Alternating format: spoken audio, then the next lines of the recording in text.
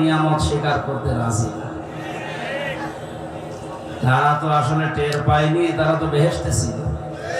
এই কারণে ওরা যে নিয়ামত এটা এখনো মানে না, বলে না এটা একটা গজব।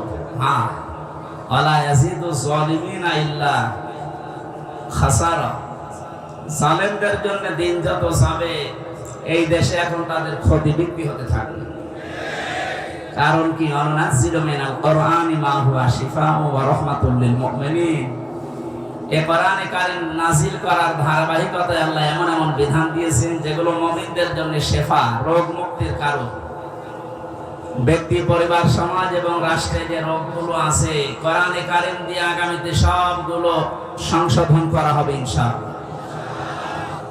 বৈষম্য বিরোধী ছাত্র আন্দোলনে যারা শরীক হয়েছে, জীবন দিয়েছে, আহত অবস্থায় এখন হাসপাতালে আছে প্রায় 2700-র উপরে, আমি জানি 1750-র উপরে প্রায় মারা গেছে এই দেশে।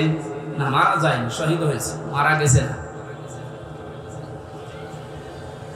যে মানুষগুলো জীবন দিয়ে গেল অনেকে এখনো পর্যন্ত স্বীকার করে না যে এরা শহীদ। আপনি ভুল পথে আছেন। জালেমের জুলুমের সামনে নিজের জীবনটা পর্যন্ত যে লোকটা দিতে পারে সে শহীদ হবে নাকি আরেকবার মরে দেখারও লাগবে? কোরআনে কারীম জানিয়েছে, ওয়ালা তাকুলু লিমান ইউকতালু ফি সাবিলিল্লাহি আমওয়াত বাল আহয়াউ ওয়ালাকিন লা তাশউরুন। সূরা বাকারার 154 নম্বর আয়াতে আছে। তাফসীর ইবনে কাসির আর ফি সিলালিল কোরআন দেখবেন ব্যাখ্যা লেখা আছে।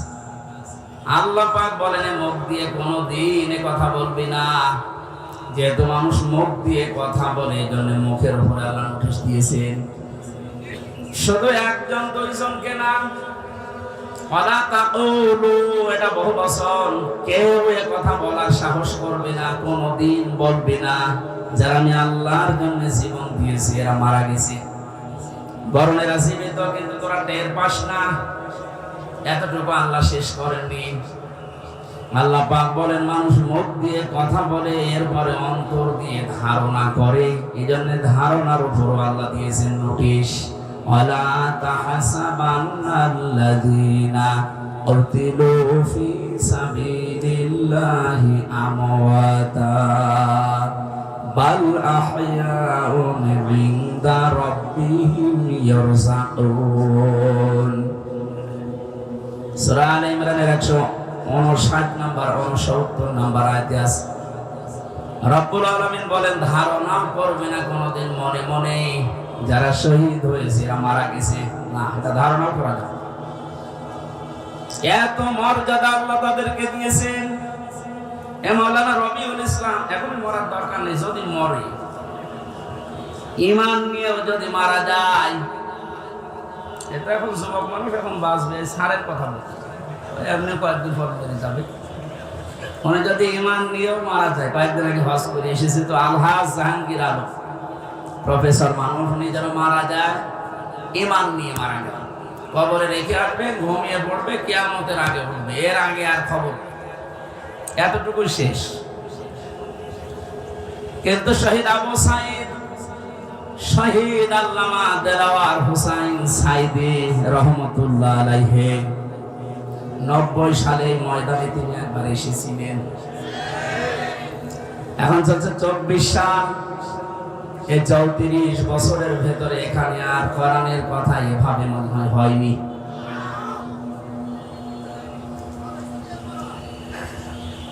এই মানুষগুলোর নাম বললাম, ওনারা প্রফেসর জাহাঙ্গীরের মতো শুধু ঘুমিয়ে থাকবে কবরে না। আল্লাহ বলেন ওরা জীবিত থাকবে। ইনদা রাব্বিহিম ইয়ারযাকুন, ওরা তাদের রবের কাছে রিজিক খাবে। সুবহানাল্লাহ। আমরা জানি মানুষ ঘুমিয়ে থাকলে খায় না, যেহেতু উনি ঘুমিয়ে পড়বে এই জন্য আর খাওয়ার দরকার নেই। যারা জীবিত থাকবে মানুষগুলোর খাবারের দরকার হয়। কিয়ামত পর্যন্ত মহান আল্লাহ শহীদদেরকে নিজে দায়িত্ব নিয়ে খাওয়াবেন। ধরে বলেন আল্লাহু আকবার। শহীদ আবু সাঈদের কি তার জীবনের কোনো মায়া ছিল না? কয়েকদিন আগে গিয়েছিলাম রংপুরে, কবর জিয়ারত করার পরে দেখলাম ওর বাবা বেরিয়ে এসেছে। আমার বলছে, হুজুর আমার ছেলেটা ছোটবেলা থেকে প্রতিবাদী, অন্যায় দেখলেই ওর নিজের সমর্থনে তারপরও প্রতিবাদ করত। এই শব্দটাকে তো আমরা চাই। অন্যায় যেখানে হবে প্রতিবাদ সেখানে হবে, এইটার আরবি নাম জিহাদ। এটাকে উল্টা পাল্টা নাম দিয়ে বহু নিচে নামিয়ে ফেলেছিল ইসলামিক বিদ্বেষী তারা বানিয়েছে শব্দটাকে জঙ্গি, টেররিস্ট, সন্ত্রাসী, আরো কত রকমের নাম দিয়ে পৃথিবীর মানুষকে দেখিয়েছে যে এই দেশে জিহাদের নাম নিয়ে বিশৃঙ্খলা তৈরি করার জন্য অনেকে চেষ্টা চালিয়েছে। এরা সবচাইতে বেশি ভূমিকা পালন যারা করেছে, আমি নাম নিয়ে বলি, কাউন্টার টেররিজমের ওই সময়ের যে প্রধান ছিল মনিরুল ইসলাম। আমার যতটুকু বাস্তবতায় জ্ঞান আছে কোরআন আর হাদিসের উপরে, এই লোকটার অ্যাক্টিভিটিস, এই লোকটার কাজ কামের কারণে, এ তৎপরতার কারণে যত মানুষের জীবন এ দেশে নষ্ট হয়েছে, গুম হয়ে আছে। এখান থেকেও একজন গুম হয়েছে, রেজওয়ার। গুম এই শব্দটা শুনতে যদিও ছোট মনে হচ্ছে, এটাতে কত বড় ভয়ানক এবং বিপজ্জনক একটা শব্দ। যারা এখন দায়িত্বে আছেন এত কড়াকড়ি করেন কিয়ামতের আগে যেন এই দেশে আর কেউ গুম না হয়।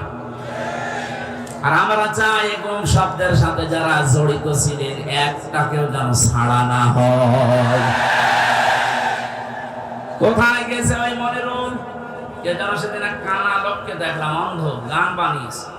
কোথায় কাদের কাকা? অন্ধ মানুষ। সুতরাং আমরা চাই গুমের সাথে যারা জড়িত ছিলেন, আয়না ঘর বানিয়ে যারা মানুষকে একদিন, 2 দিন না 8 বছর 10 বছর পর্যন্ত, আমার মনে হয় যাদের ভেতরে অন্তত যারা পরিমাণে মনুষ্যত্ব আছে, তারা কোনদিন আয়না ঘরের ভেতর থেকে পাহারা দিয়ে এসে নিজের বাড়িতে ঘুমানো সম্ভব না। আমি রিমান্ডে যে মাটির নিচে ছিলাম সেখানে ওরা রেখেছিল, আমার উপর যে অত্যাচার করতো, মাঝে মাঝে চিন্তা করতাম, আল্লাহ এরাও তো মানুষ, এরা বাড়ি যে স্ত্রীর কাছে থাকে কি করে? এদের তো ঘুম আসার কথা না। এরা নিজেরাই আমাকে বলতো আপনার কোনো দোষ নেই, আমরা জানি, তারপরও আপনি এই করতেন আমার সাথে। কালো কাপড় দিয়ে চোখ বেঁধে, হাত পেছনে বেঁধে রেখে, মাথায় দড়ি দিয়ে টাঙিয়ে রাখতেন, আর আপনি বাড়ি যে ঘুমাতেন, ঘুম আসতো কি করে? তার মানে মনুষ্যত্বের যাত্রা পরিমাণ একটা কিছু ছিল না। এরা মানুষের বাইরে চলে গেছে।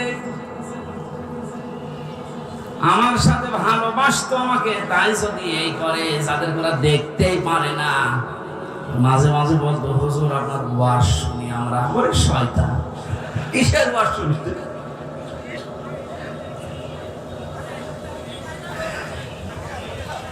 আমি এখান থেকে একটা মেসেজ দিতে যাচ্ছি, যেহেতু রেকর্ড হচ্ছে। আর শুধুমাত্র হারুন, বিপ্লব, বেনজির এদেরকে নিয়ে আলোচনা হচ্ছে না, আলোচনা বেশি হওয়া দরকার একটা মনিরুলকে নিয়ে। বহু মানুষের জীবনে লোকটা নষ্ট করেছে এই জঙ্গি নাটক সাজিয়ে, বিশ্বের কাজে দেখাতে চেয়েছে হ্যাঁ এদেশে এরকম কিছু আছে। 2 টাকা খরচ হলে সেখানে 20 টাকা রাষ্ট্রের খরচ করেছে। এ লোকটা শাস্তি হওয়া দরকার, নয়তো সামনে এরকম বহু শয়তান পেতে আছে, ওরা এসে আবার এটা চালু করবে। একে যদি সেভাবে শাস্তি দেওয়া দরকার ওইভাবে দেওয়া যেত, সামনে এসে অন্যায় হবে বলে আশা করছি বন্ধ হয়ে যেত। কথা বলেন ঠিক কিনা? আমার মনে হয় আয়না ঘরটা একেবারে বিলুপ্ত না করে রেখে দেওয়া দরকার। তাম পৃথিবীর মানুষেরা কিয়ামত পর্যন্ত এই পৃথিবীতে যারা আসবে, বাংলাদেশে যারা দেখতে আসবে, এরা যেন দেখে বোঝে যে এই দুনিয়ায় বাংলাদেশ নামক যে দেশ ছিল, এ দেশে একটা জালেম ছিল। 1628 জন মানুষ দায়িত্বে ছিল, তার ভেতরে একজনের হাত খোলা ছিল। আর বাকি 1627 জন মানুষের হাত সব বাঁধা ছিল। গত কয়েকদিন আগে আমার যত মামলা ছিল সব ঢিসমিস হয়ে গেছে, সব বেকসুর খালাস দিয়ে দিয়েছে। আমি মনে করলাম মাননীয় আদালতকে প্রশ্ন করে যে মাননীয় আদালত, এই মামলা তো 3 বছর আপনার কাছে ছিল, প্রত্যেক মাস 2 মাস 3 মাস পরে পরে মামলা আপনার কাছে আসতো, 3 বছরে কতবার এসেছে, আপনি কোনোদিন এই মামলার রায় দিলেন না। আগে বলতেন যে হাত বাঁধা, এখন হঠাৎ করে রায় দিয়ে, শুধু রায় না বেকসুর খালাস, তার মানে আপনি প্রমাণ করে দিলেন যে আমার কোনো দোষ নেই। কথা বলেন না কেন? আমার কোনো দোষ পাইনি, এই জন্যই তো আমাকে বেকসুর খালাস দিয়েছে। তাহলে আমার 3টা বছর যে নষ্ট করে দিলেন, কেড়ে নিলেন, যেভাবে কষ্ট দিলেন, আপনাকে জেলখানার কন্ডেম সেলের ভেতরে আমারে রাখলেন। আমি চাই আমার মামলার আয়ু ওই মিজান থেকে শুরু করে একেবারে উপরে যিনি বসা ছিলেন, যারা এর সাথে জড়িত, প্রত্যেককে আমার মতো 3 বছর শাস্তি দেওয়া হোক। বেশি বলে ফেললাম না? বেশি না।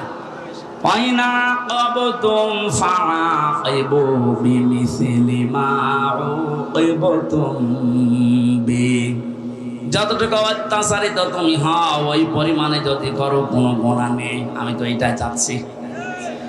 আপনি আমার উপরে যা করেছেন, আমারটা আমি বললাম, ব্যারিস্টার আরমানের উপরে যা করেছেন 8 বছর, আমাকে তো 1 তালা মাটির নিচে নিয়েছিলেন, আর ওরে নিয়েছে 3 তালা মাটির নিচে। আজান কি, দিন কখন রাত কখন আমরা জানতাম না, আন্দাজে ইশারায় নামাজ পড়তাম। এই কঠোর অবস্থা 1 দিন 2 দিন হলে মেনে নেওয়া যায়, 8 বছর আপনার কল্পনার বাইরে চলে যাবে।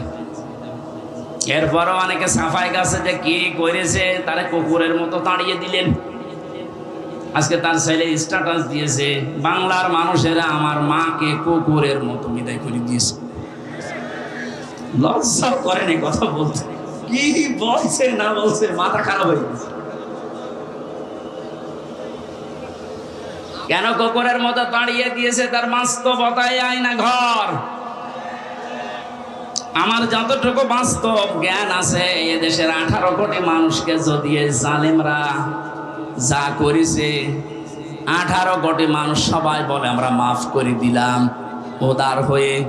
ব্যারিস্টার আরমানের বউ জীবনও মাফ করবে না।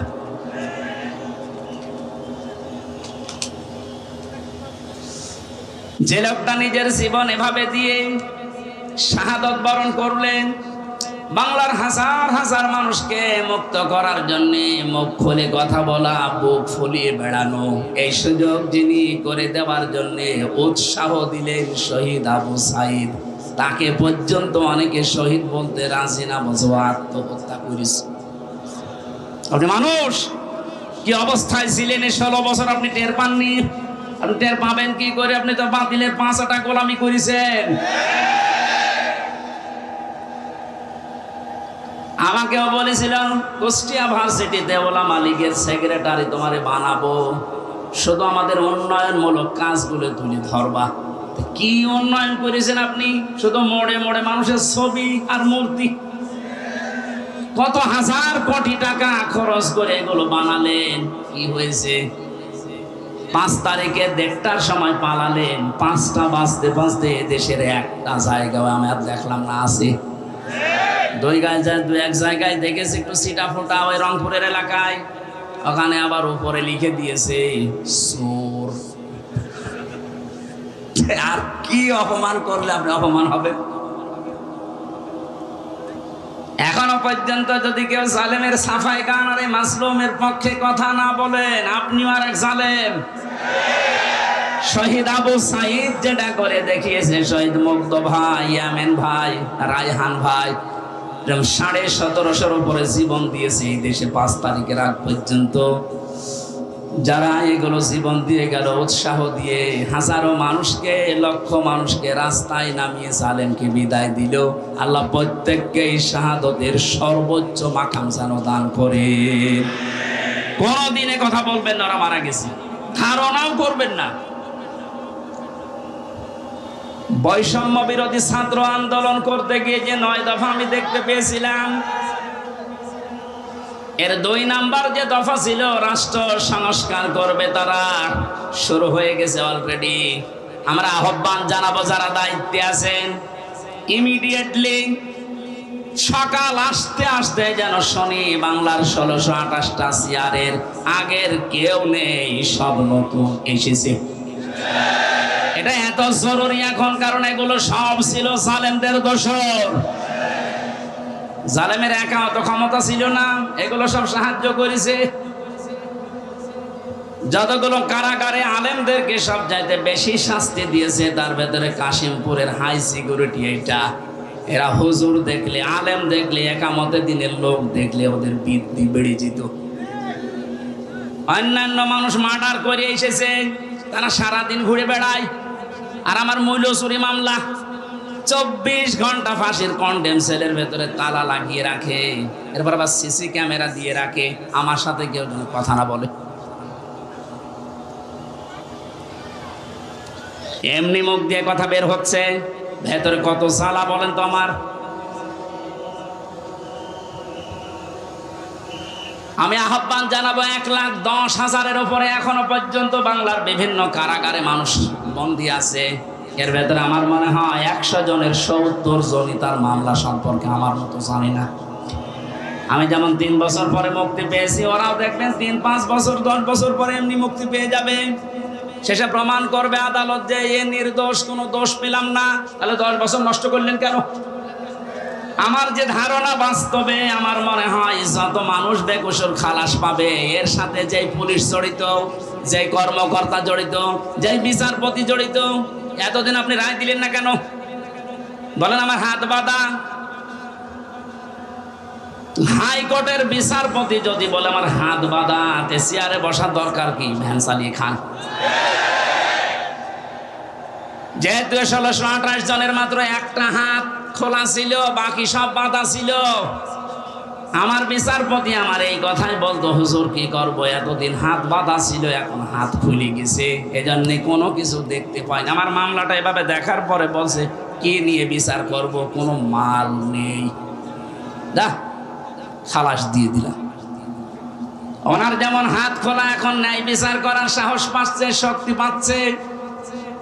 সারা দেশে যত চেয়ার আছে, কারো হাত আমরা বাধা দেখতে চাই না, সব খোলা দেখতে চাই। কালকে আমার রাতে ছিল চৌগাছা, ওসি সাহেব এসে আমার সাথে খাবার খাবে বলে আকাঙ্ক্ষা পেশ করে যে আমি খাবার খাবো। দেখা করার পরে বলছো, হুজুর আমি আপনাকে থানায় এই কয় বছর আসতে দেইনি, আমার মাফ করে দেন। আমার কিছু করার নেই, আমার হাত বাঁধা ছিল। শুধু এই ওসি না, এদেশের 1628 জন যে বলছে, আমি হিসাব করে করে দেখেছি, 64 জেলার 64টা ডিসি, এসপি, এএসপি, টিওনো, ওসি, এমপি, মন্ত্রী, উপজেলা চেয়ারম্যান, মেয়র, এগুলো হিসাব করে মিলাবেন, দেখবেন কলম খাতা দিয়ে 1628 জন হবে। এই মানুষগুলো এখন সব যেহেতু হাত খোলা, আমরা চাই যে এদের হাত কিয়ামতের আগে যেন আর কেউ বেঁধে দিতে না পারে, তাহলে ন্যায় বিচার কায়েম হবে। আর পরিপূর্ণ যদি দেখতে চান তাহলে কোরআন লাগবে। কথা বলেন না কেন? অনেকে প্রশ্ন করে, কয়েকদিন আগে আপনি সিঙ্গাপুরে, মালয়েশিয়া গেলেন, ওখানে তো কোরআনের আইন চলে না, তো ওখানে তো ন্যায় বিচার আছে। হ্যাঁ আছে, 100 নেই। ওরাও আন্দাজের উপরে মানুষের কথা শুনে অনেক অবিচার করে, আমি নিজে দেখেছি। কারণ ন্যায় বিচার কায়েম করার জন্য এইটার বিকল্প পৃথিবীতে কিছু নেই। অমান হাকামা বিহি আদালা, যারা কোরআন দিয়ে বিচার করে এরা ন্যায় বিচার কায়েম করতে পারে। সুতরাং পৃথিবীর যেখানে এইটা কায়েম না হবে, 100% আপনি ন্যায় বিচার পাবেন না। 53 বছর তো দেখতে পেলেন, এই যে মাওলানা আজিজুর রহমান মুরব্বী বসে আছে, 53টা বছরই হয়তো উনি দেখেছে, ওনার বয়সটা দেখছি। বাবা চালিয়েছে উনি দেখেছে, স্বামী চালিয়েছে উনি দেখেছে, চাচা চালিয়েছে উনি দেখেছে। আমার যেহেতু 92 সালে জন্ম, চাচা পর্যন্ত মনে হয় আমি পাইনি, কিন্তু ববুলটার ভাবিরটা তো দেখলাম। কথা বলছে না কেন? 53 বছরে কি হয়েছে সব দেখতে পেলাম, বিশেষ করে এই 2 ট্রাম। কাঙ্ক্ষিত মানের কি আসে তা তো সবই দেখেছি, কারণ মুখে মুখে খালি বুড়ি উড়িয়েছে, উন্নয়নের মহাসড়কে দেশ চলছে। এজন্য আহ্বান জানাচ্ছি, এখন শুধু বাকি আছে এইটা দিয়ে দেশ চললে কেমন দেখা যায়। এটা দিয়ে যেন বাংলার 56,000 বর্গ মাইল চলে, আর কেমন দেখা যায় এটা দেখে মরার খুব ইচ্ছা আমার। কার কার ইচ্ছা আছে এটা দেখতে হাত তোলেন তো, লিল্লাহে তাকবীর। আন্দাজ হাত তুলবেন না, সামনে কিন্তু আসছে এটা দেখার। লিল্লাহে তাকবীর।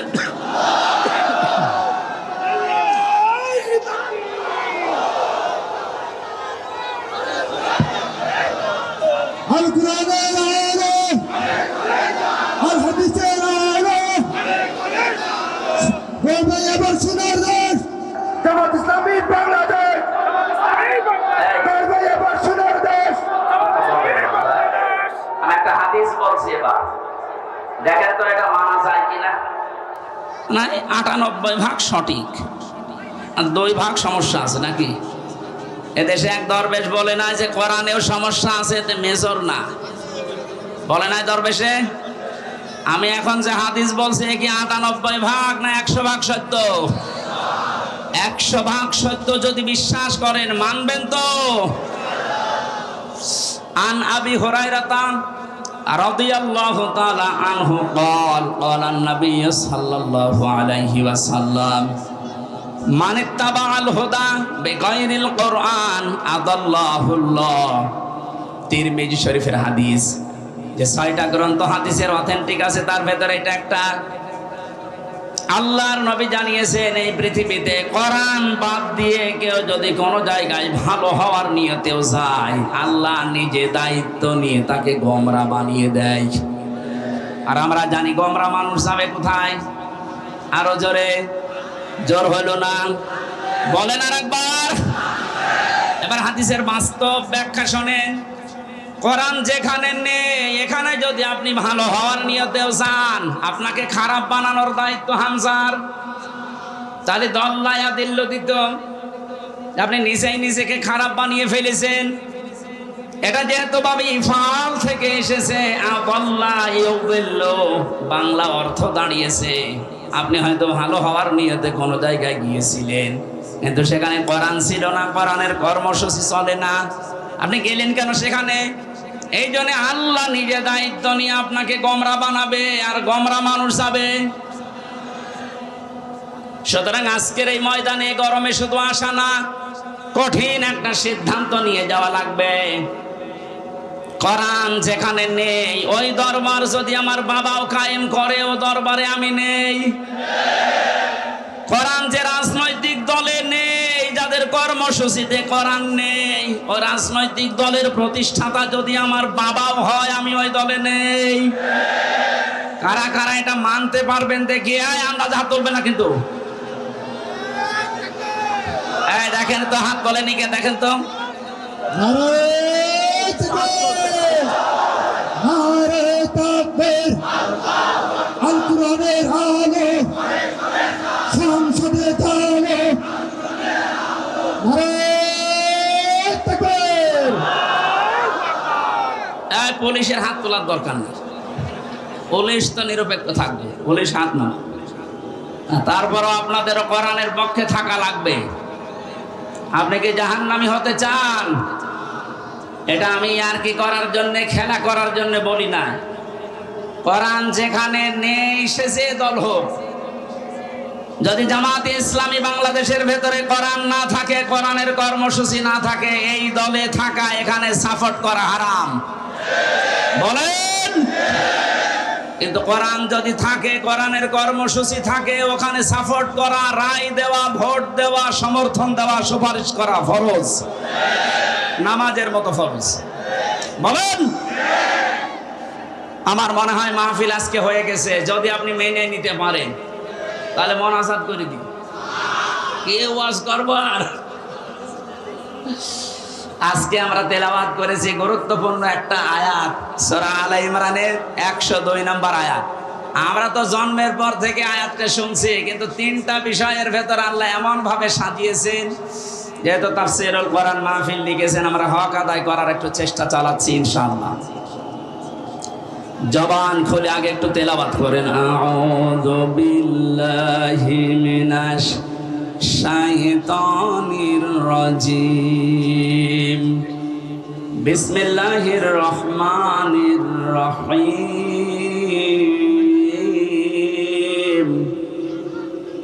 ইয়া আইয়ুহাল্লাযীনা আমানু তাকুল্লাহা হাক্কা তুকাতিহি ওয়া লা তামুতুন্না ইল্লা ওয়া আনতুম মুসলিমুন।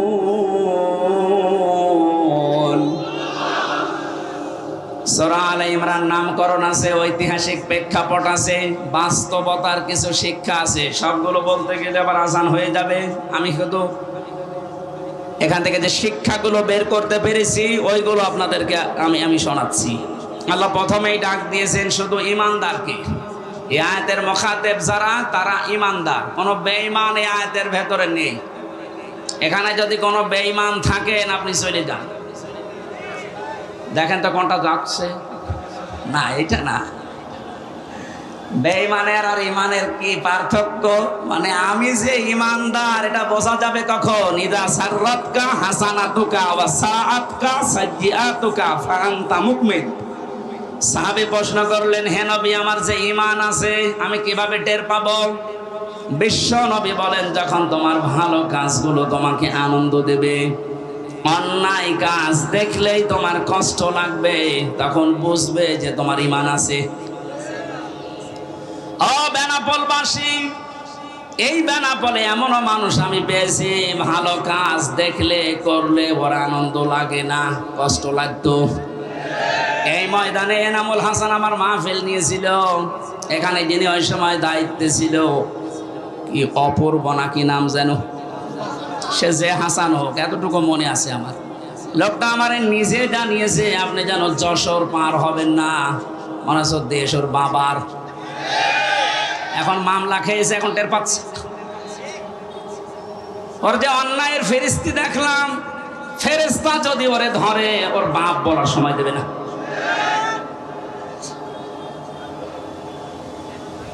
আল্লাহ গজব থেকে যে আপনাদেরকে বাঁচিয়েছে, এখন যিনি আছে মনে হয় আল্লাহর ওলি হবে।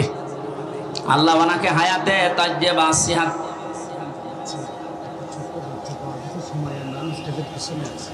একটা ছোট বাচ্চা পাওয়া গেছে সময়া, স্টেজের পেছনে আছে। যদি কারো হয়ে থাকে, মাইকের আওয়াজ যাচ্ছে যত দূর, ওখান থেকে নিয়ে যান। আমার ভাইরা, কি বলতে গেলাম, তো ছাতা ভুলে গেলাম। এভাবে হঠাৎ করে আসলে ঠিক আছে, ওইটুকু মনে আছে আমার। সম্মানিত ভাইরা, যে যিনি আছেন দায়িত্বে, এই যে কিছুদিন আগে যশোরে যিনি এসপি হিসাবে দায়িত্ব পালন করার জন্য এসেছেন, ওনার একটা ভিডিও দেখলাম। মানে দায়িত্ব নেওয়ার পর দিনই জানিয়েছে, পুলিশের এই চাকরি আমি জান্নাতে দেওয়ার মাধ্যম মনে করি। এটা একটা আল্লাহর ওলি যদি এই কথা মতো কাজ করতে পারে। মসজিদের ইমাম সাহেব যদি বলে আমি ঘুষ খাই না, ওরা ঘুষ দেবে কে? আরে বেনাপোলের ওসি সাহেব যদি বলে আমি ঘুষ খাই না, এটা আল্লাহর ওলি। কারণ একেবারে আল্লাহর সব খুলে দিয়েছে। সুতরাং যিনি দায়িত্বে আছেন, আল্লাহ যেন তার ভেতরে যশোরের এসপি সাহেবের মতো আল্লাহর ভয়, আখিরাতের ভয়, জান্নাতের আশা ঢুকিয়ে দেন। বলেন আমিন। আমি ওসি সাহেবের জন্য দোয়া করছি। বিশাল আয়োজনে অনেক আঞ্জাম দিয়েছেন, অনেক পুলিশ সদস্য পাঠিয়ে, যদিও পুলিশরা দাঁড়িয়ে আছে, কিছুই করছে না। আপনারা কোনো ঝামেলা হলে একটু দেখেন ভাই, আশা করছি হবে না। এখন কিছুদিন আগে বাংলাদেশ জামাতে ইসলামী কুষ্টিয়া জেলা শাখার উদ্যোগে 550 আলেমকে দাওয়াত দিয়েছিল। সব ঘরানার আলেমরা এসেছিল। 550, 3.5 ঘন্টা 4 ঘন্টা আমরা আলোচনা রেখেছি কোরআন হাদিস দিয়ে। কোনো বাধা নেই, কোনো উস বিষ নেই। আপনি বলেন তো 5 তারিখের আগে আগস্টের 550 না 5.5 জন আলেম এক জায়গায় হলে 10টা মামলা হয়ে যেত। কোথা থেকে আল্লাহ কোথায় আমাদেরকে পৌঁছিয়ে দিয়েছে, এ নিয়ে আমাদের শুকরিয়া আদায় করা দরকার না? আসলে এই নিয়ামত ব্যয়ের শুকরিয়া আদায়ের মাধ্যম 3টা। আপনাদেরকে আমি খুব শর্টকাটে বলছি। পৃথিবীতে যে কোনো নিয়ামত যদি পান, নিয়ামতের যে শুকরিয়া আদায় এতদিন শুনেছেন যে আলহামদুলিল্লাহ বললেই হয়ে গেল না, এটা একটা বাক্য। এটা কি? নিয়ামতের শুকরিয়া আদায় হবে 3টা বিষয় মানলে। 1 নম্বরে আপনাকে মুখে বলা লাগবে যেটা নিয়ামত। এটা কি? এ দেশের 100 জনের 80 জন বিশ্বাস করছে, মেনে নিয়েছে যেটা নিয়ামত, খালি 20 জন এখনো মানে না। এক কথা বলেন। এই জন্য একটা উদাহরণ আমার মনে পড়ছে। হোস্টেলে খাবার খায় 100 জন। সকালবেলা ওদের দেওয়া হয় পাউরুটি আর কলা। 20 জন বলছে যা দেওয়া হচ্ছে এইভাবে দেওয়া হোক, আমাদের অসুবিধা নেই। 80 জন বলছে না, এই খাবার আমরা খাবো না, আমরা মেনু পাল্টাতে চাই। হোস্টেল ম্যানেজারকে ডাক দিয়েছে যে স্যার, আমরা কেউ চাই রুটি, কেউ চাই রোল, কেউ চাই খিচুড়ি, এভাবে বিভিন্ন নাম দিয়েছে। উনি বলছে তাহলে ভোট দাও। ভোট দিয়ে দেখা গেল যে 20 জন আগে ছিল কলা পাউরুটি, ওরা 20 জনই আছে। বাকি ভোট দেওয়ার পরে 15 জন চেয়েছে রোল, 18 জন চেয়েছে চিড়া, 19 জন চেয়েছে হয়তো খিচুড়ি। এভাবে ভাগ ভাগ করে দেখা গেল যে 80 জন ভাগ হয়ে 20 পর্যন্ত আর যেতে পারে নাই। এটা বললাম এই কারণে, এখন কিন্তু সময় ঠিক ওই কায়দায় চলছে। এই কথা বলছেন। আমরা সংখ্যা এখন কম না। 5 তারিখের পর থেকে আজকের 11 তারিখ, আজকে 11 তারিখ না, এই 1 মাস 6 দিনের রিপোর্ট আমরা পেয়েছি, বিবিসি রিপোর্ট দিয়েছে। 5 তারিখে, আগস্টের 5 তারিখের আগ পর্যন্ত এই দেশে মাত্র 100 জনের 15 থেকে 16 জন মানুষ চাইতো যে দেশে ইসলাম কায়েম হোক। কিন্তু 1 মাস 6 দিনের ব্যবধানে গতকালকের রিপোর্ট এই দেশে এখন 41 জন, কয়েকদিন আগে 36 জন ছিল, এখন 100 জনের 41 জন মানুষ চাচ্ছে যে এই দেশে ইসলাম কায়েম হোক। এভাবে যদি কিছুদিন যেতে থাকে আপনি দেখবেন 51 মানুষ যদি চায় যে দেশে আল্লাহর আইন দিয়ে চলুক, কোন মহারথী আর বাধা দিয়ে ঠেকাতে পারবে না ইনশাআল্লাহ।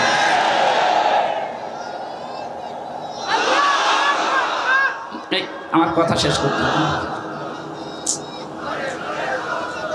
এই ওরা বসান বসান।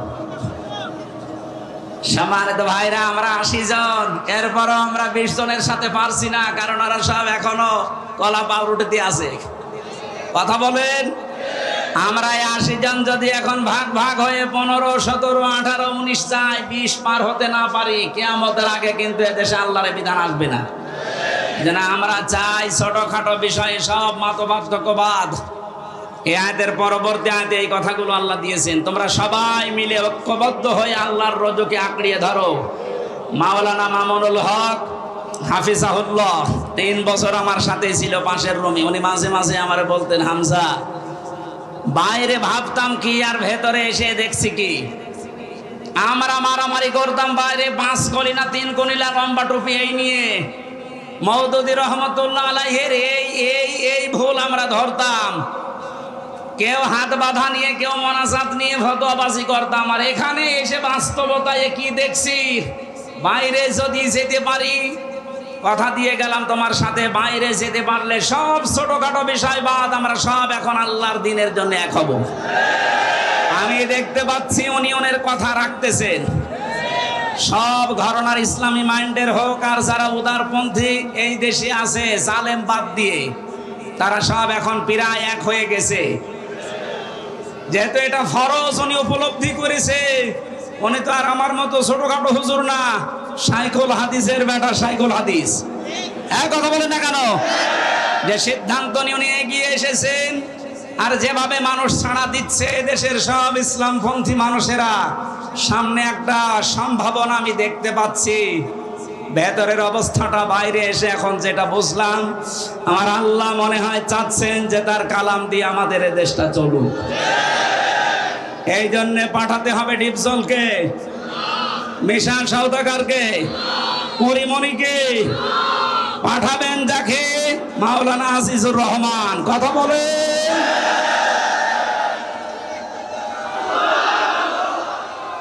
এই একটু চুপ কর।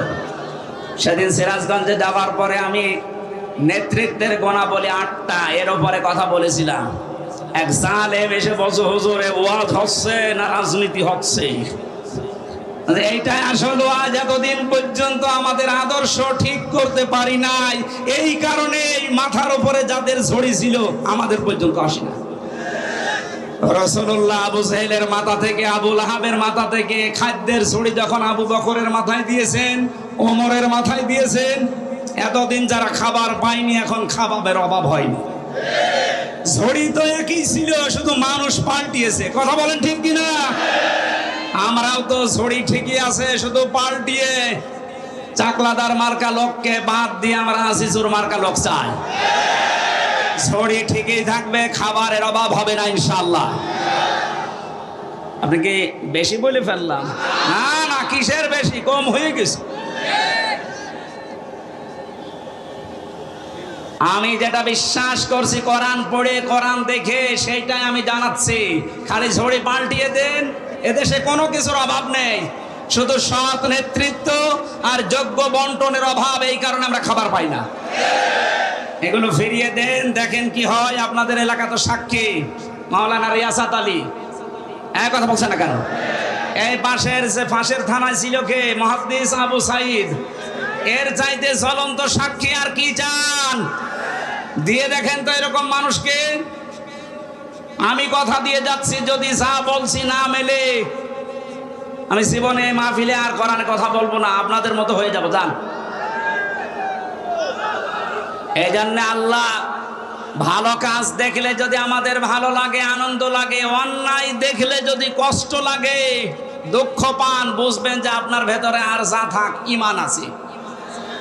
এইরকম ঈমানদারকে আল্লাহ ডাক দিয়েছেন, ইত্তাকুল্লাহ, আমি আল্লাহকে ভয় করো। তাকওয়ার ব্যাখ্যা এতদিন পর্যন্ত কি শুনেছেন আমি জানি না। অনেকে মনে করে তাকওয়া মানে বিশাল জুব্বা গায়ে দিয়ে, পাগড়ি মাথায় দিয়ে, হাতে একটা তসবিহ নিয়ে শুধু এই সারের মতো পান খাবেন। না না, উনি পান খায় এই জন্য বলছে না। আমি দেখেছিলাম বাস্তবে পাবনায় একবার, এক হুজুর আমার আগে ওয়াজ করছে, আমার ভাইরা, আমার এই পীর এত বড় আল্লাহর ওলি প্রতিদিন 30টা করে পান খায়, প্রতি পানে হাকিমপুর জর্দা খায়। মরিদরা বলছে সুবহানাল্লাহ। এইটাই যদি সুবহানাল্লাহ হয়, নাউজুবিল্লাহ হবে কোন জর্দায়? আপনাদের এলাকায় যেহেতু এই জিনিস তৈরি হয়, এই জন্য ওই জিনিসের কথা তো বলা যাচ্ছে না। এটাকে এখনো তৈরি হচ্ছে। আমি আকিস গ্রুপে চাকরি করতাম আদ্দিন হাসপাতালে ঢাকাতে। ডাক্তার মোহাম্মদ মহিউদ্দিন আকিস সাহেবের বড় ছেলে। বলেছিলাম, স্যার এই অখাদ্য কুখাদ্য একটু বাদ দিয়ে অন্তত খাদ্য তৈরি করেন মানুষের। ওনারা মনে হয় এটা বেঁচে দেওয়ার কথা। কি করেছে আমি তো 3 বছরের ভেতরে আমি আর জানি না। তো এই যে এইরকম দৃশ্য দেখলে আমরা আল্লাহর ওলি মনে করি, তাকওয়াবান মনে করি না। তাকওয়া হচ্ছে যেখানে যিনি দায়িত্ব পালন করবেন ওই জায়গাতে শিক্ষা এবং দীক্ষা নিয়ে। কথাগুলো খেয়াল করেন। যেখানে যেই লোকটা বসবে, দায়িত্ব পাবে, ওই বিষয়ের উপরে তার শিক্ষা লাগবে, প্রশিক্ষণ লাগবে, এবং বাস্তবে সে যেন সুচারুরূপে কাজটা আঞ্জাম দিতে পারে। এর আরবি নাম তাকওয়া। এইটাই করতে চাই বাংলাদেশ জামাত ইসলামী এবং ইসলামী ছাত্র শিবির। আমি বাস্তব দেখছি, এই কারণে বলছি। যোগ্যতা সম্পন্ন মানুষ শিক্ষা এবং দীক্ষা দিয়ে জায়গায় তুলে দেন, আল্লাহর কসমে দেশটা দাঁড়িয়ে যাবে ইনশাআল্লাহ। একটা নাস্তিক, আল্লাহ বিশ্বাস করে না, অধ্যাপক আনিসুর রহমান, এই লোকটা ঘোষণা দিয়েছে বাংলাদেশ জামাত ইসলামী এবং ছাত্র শিবিরের হাতে 5টা বছর তুলে দেন। উনি গ্যারান্টি দিচ্ছে দেশে দুর্নীতি, চুরি, অন্যায়, অবিচার সব 5 বছরে বিদায় নিয়ে চলে যাবে। আল্লাহ বিশ্বাস করে না এই লোকটা এ কথা বলতে পারে। আর আপনি একটু নামাজও তো পড়েন, নামের আগে হাজি আছে, তাও আপনি বিশ্বাস করেন না। আপনি ফিরে এসে দেখেন কি হয়।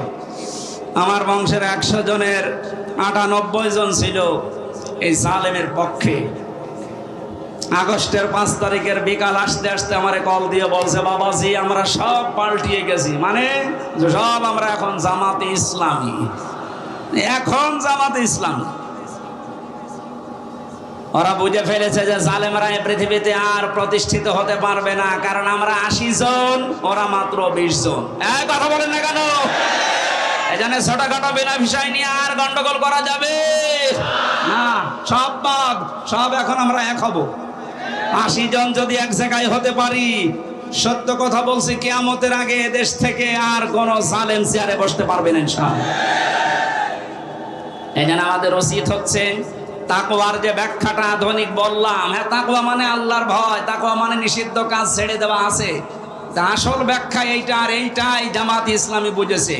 এই জন্য যোগ্যতা সম্পন্ন মানুষ তৈরি করা, শিক্ষা দেওয়া, প্রশিক্ষণ দেওয়া, ওই জায়গা চালানোর মতো কোয়ালিটি তৈরি করে বসিয়ে দেওয়া, এটা যদি সত্যি আমরা করতে পারি, এই তাকওয়া, আল্লাহ কি জানিয়েছেন? ওয়ালাউ আন্না আহলাল কুরা আমানু ওয়াত্তাকাউ লাফাতাহনা আলাইহিম বারাকাতিম মিনাস সামাই ওয়াল আরদ। আল্লাহ বলেন আমার উপরে ঈমান আনার পরে যদি তাকওয়া অবলম্বন করতে পারো, তার মানে এইভাবে যেভাবে প্রশিক্ষণ দিয়ে 3 মাস 6 মাস 1 বছর পরে পরে খুঁটি বানায় এক একটা, এভাবে যদি তৈরি করে নিতে পারো, আমি আল্লাহ গ্যারান্টি দিচ্ছি, লাফাতাহনা, লামে তাকিদ, সুপারলেটিভ ডিগ্রি, এটা যত রহমত বরকতের দরজা আকাশ জমিনে আছে আমি আল্লাহ সব খুলে দেব। জোরে বলেন সুবহানাল্লাহ। এটা আমরা দেখতে চাই না? চাই না? লাফাতাহানা দিয়েছেন আল্লাহ, আল্লাহর গ্যারান্টি মিথ্যা মনে হয়? বলেন 100% বিশ্বাস করে আল্লাহর কোরআনের এই সূরা আনআমের না আরাফের 96 নম্বর আয়াতটা আল্লাহ যখন গ্যারান্টি দিলেন ঈমান আছে তোমাদের, এই অনুযায়ী তাকওয়া অবলম্বন করো, যোগ্য ব্যক্তি তৈরি করে যোগ্য জায়গায় তুলে দাও, আমি আল্লাহ পাক এই 2টা শর্ত দেখলে আকাশ আর জমিনের বরকতের দরজা খুলে দেব। কত হাজার কোটি টাকা পাচার হয়েছিল, 4 ভাগের 3 ভাগ ফেরত আসতেছে ইনশাআল্লাহ। যারা দায়িত্বে আছে এই মানুষগুলো যদি এই করতে পারে, যাদের ভেতরে 100% তাকওয়া, ডক্টর আইনাতুল্লাহ আব্বাসী কয়েকদিন আগে ঘোষণা দিয়েছে, তাকওয়াবান মানুষগুলো যদি সত্যি চেয়ারে বসতে পারে, শুধুমাত্র টাকা যা পাচার হয়েছে এগুলো না, যারা এখনো বন্ধ করে রেখেছে ওইগুলো আল্লাহ ফেরত নিয়ে এসে দেবে ইনশাআল্লাহ। এক দরবেশের দিকে তাকিয়ে দেখলাম 36,000 কোটি টাকা ঋণ করেছে। দরবেশের অবস্থা যদি এই হয়, যারা ধরবেশ এদের অবস্থা কোন জায়গায়? সব কয়টা বিভাগেরা এমন জায়গায় পৌঁছিয়েছিল, শয়তান দেখে হাসতো যে আমি আর কি শয়তানি করবো, এটা আমার চাইতে বড় শয়তান। এই জন্য তাকওয়ার আমি এখানে 9টা ব্যাখ্যা পেয়েছি, সংক্ষেপ করছে। আপনারা একটু তাফসিরে ফি জিলালিল কোরআনটা একটু দেখবেন, এটা আমি জেলখানায় থাকতে বেশি বেশি স্টাডি করেছিলাম, এই জন্য রেফারেন্সগুলো এখান থেকে বলা হয় বেশি। ওয়ালা তামুতুন্না, মৃত্যুবরণ করবা না, ইল্লা ওয়া আনতুম মুসলিমুন, যতক্ষণ মুসলমান হতে না পারো। এই ঘোষণা কার? আরো জোরে বলেন। মুসলিম শব্দটা ইসলাম থেকে, সিলমন থেকে এরকম ভাগ ভাগ করে এসেছে। এ পৃথিবীতে যে ইসলাম আমরা বলি এটা 2 প্রকার। ইসলাম কয় প্রকার? আরো জোরে বলেন।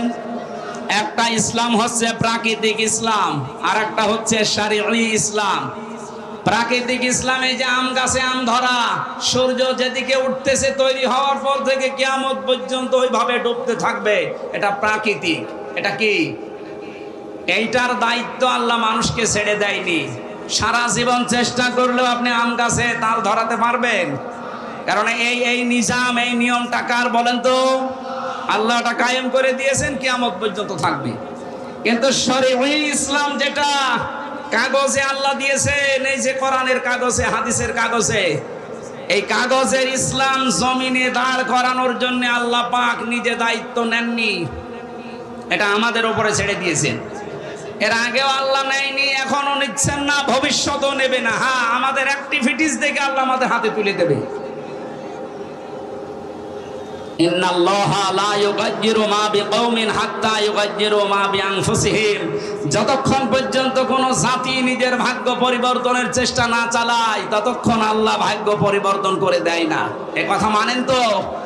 সময় সুযোগ যখন এসেছে আমাদের ভাগ্যকে আমাদেরই পাল্টাতে হবে।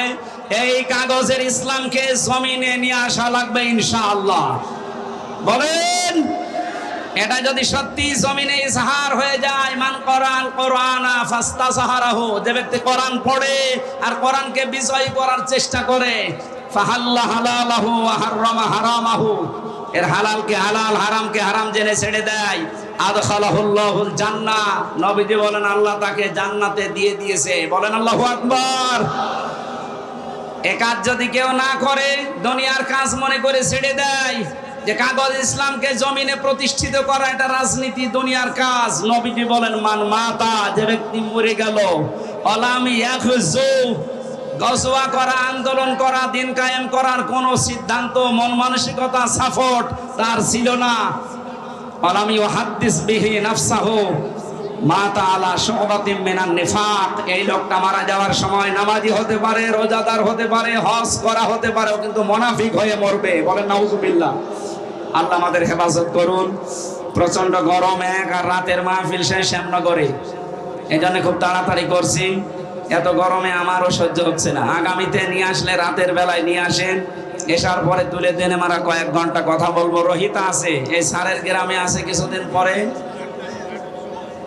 8ই ডিসেম্বর রহিতা মনিরামপুরে, এখানে যাবেন, এসার পরে উঠবো ইনশাআল্লাহ। না, খুব কষ্ট হচ্ছে। আল্লাহুম্মা আমিন।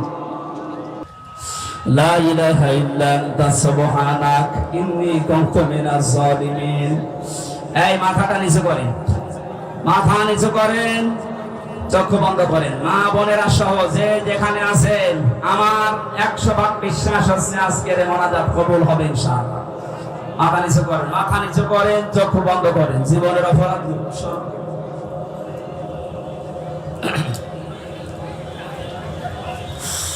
ربنا ظلمنا أنفسنا وإن لم تغفر لنا وترحمنا لنكونن من الخاسرين। ও আরশের মালিক, দিনের বেলা হাজারো কাজ আমাদের ছিল, সব বাদ দিয়ে তোমার কোরআনের জন্য ছুটে এসেছি। তুমি তো বলেছো আমার দিকে এক পায়ে কি আসলে আমি তার দিকে দৌড়িয়ে যাই। দেখো আমাদের এখানে এমন মানুষ বসে আছে, 5টা মিনিট তার জন্য বের করা সম্ভব না, এত ব্যস্ত। সব বাদ দিয়ে তোমার কোরআন বোঝার জন্য, শোনার জন্য যারা ছুটে এসেছে, এদেরকে তুমি অমরের মতো তুলে নাও। জিরো থেকে হযরত ওমরকে যেভাবে হিরো বানিয়ে দিয়েছো আল্লাহ, যশোরের এই মানুষগুলোকেও তুমি কোরআনের ইজ্জতে হিরো বানিয়ে দাও। মাহফিলের সওয়াব যদি দিয়েই থাকো, আল্লাহ তাআলা সাইফুল ভাই সহ, এনামুল হাসান বিন নূর সহ যত মানুষ এই মাহফিলে রাত দিন, একটা দিন পুরা পেয়েছে, একটা রাত পুরা পেয়েছে, না ঘুমিয়ে না খেয়ে সারা রাত সারা দিন ধরে যারা জান্নাতের বাগান সাজিয়েছে, এদেরকে তুমি উত্তম প্রতিদান দাও। যারা স্বেচ্ছাসেবকের দায়িত্ব পালন করছে আল্লাহ, যে প্রশাসনের ভাইগুলো আজকে দায়িত্ব পালন করেছে, এদেরকে যে মা পেটে নিয়েছে, মায়ের পেট তুমি খাদিজার মতো বানিয়ে দাও। হাজার হাজার লক্ষ লক্ষ মা বোনেরা এখানে বসে আছে পেছনে, আইলেদেরকে তুমি আয়েশার মতো, ফাতিমার মতো বানিয়ে দাও। অনেকের এমন রোগ আছে, মানুষের কাছে বলতেও পারে না, তোমার কাছে বলছে আল্লাহ তুমি শুনতেছো। যাদের যে রোগ দিয়েছো আল্লাহ শেফায়ে কামিলা জেলা নসিব করে দাও। তোমার হাবিব জানিয়েছে, বান্দা যখন গুনার কথাগুলো স্মরণ করে, পেছনের অপরাধগুলো মনে করে, চোখের পানি এক ফোঁটা ফেলতে পারে, আল্লাহ পাক তার পেছনের অপরাধ শুধু মাফ করে দেয় না, জায়গাগুলো নেকি দিয়ে পাল্টিয়ে দেয়। দেখো কত মানুষ এখানে বসে আছে, মাথা নিচু করে, চক্ষু বন্ধ করে, জীবনের অপরাধগুলো স্মরণ করে করে তারা কাঁদতেছে। আল্লাহ বড় আশা নিয়ে আমিও হাত তুলেছি, আমাদের জীবনের একটা অপরাধ আর বাকি রেখো না। শয়তানের ধোঁকায়, নফসের জালে পড়ে আমরা অপরাধ করেছি, আমরা স্বীকার করছি, গোপনে না, আমরা প্রকাশ্যে ঘোষণা করছি আমরা অপরাধী। আমরা অপরাধী, আমরা স্বীকার করে নিলাম। আল্লাহ, আদম নবী আমাদের আদি পিতা, তিনি অপরাধ স্বীকার করেছিলেন, তুমি মাফ করে দিয়েছো। শয়তান অপরাধ স্বীকার করার পরে স্বীকার করে না, অপরাধ করার পরে যেন তুমি মাফ করো না। আমরা শয়তান